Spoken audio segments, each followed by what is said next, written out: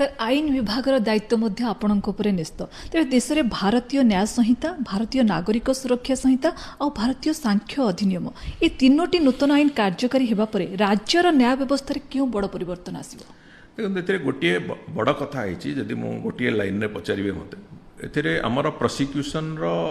सुविधा बढ़ी लोकंकु जी धरतु गोटे अपराधी ताको प्रोसिक्यूट करने आमको सुविधा होती गत जो एविडेंस एक्ट थिला ता अपेक्षा साक्ष्य अधिनियम आम बेटर एक प्रशस्त प्रोसिक्यूशन प्रक्रिया आम आनी देछि एवं विशेष करिकी एतिरे आमे एबे गोटे आमर जो नॉन कैडर पब्लिक प्रोसिक्यूटर्स अछंती आमे विभिन्न पर्यायर तांकर ट्रेनिंग से आरंभ करिछु जे जो नुआ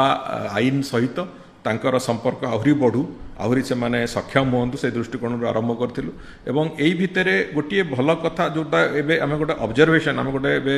स्टडी हेतला विभाग तरफ आमर ऑब्जर्वेशन होची जे जो रेट रे कन्विक्शन होतला कन्विक्शन रेट आज तारीख रे निश्चित भाव में अनेक परिमाण रे इम्प्रूवमेंट होईची से महिला संपर्कित केस हो हत्याकांड हो से रबरी हो ये सब केस गुडी करे जो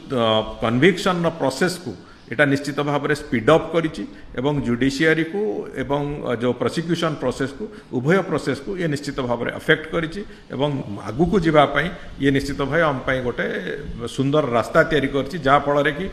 कन्विक्शन से प्रोसिक्यूशन सुविधा हबो सुविधा रे लोक को कन्विक्ट करे हबो जो माने कि भूल रास्ता रे जाउचंती एवं जा फल कि से मानकु अपराधी को अपराध करने को भय सृष्टि हम तांको मन रे ए भलिया एक रास्ता को हमें जाई परिबा से दृष्टिकोण ये निश्चित भाव में बीएनएस बीएनएसएस आम एक नुआ डायरेक्शन देखौछि एक कथार विश्वास आम करुचे।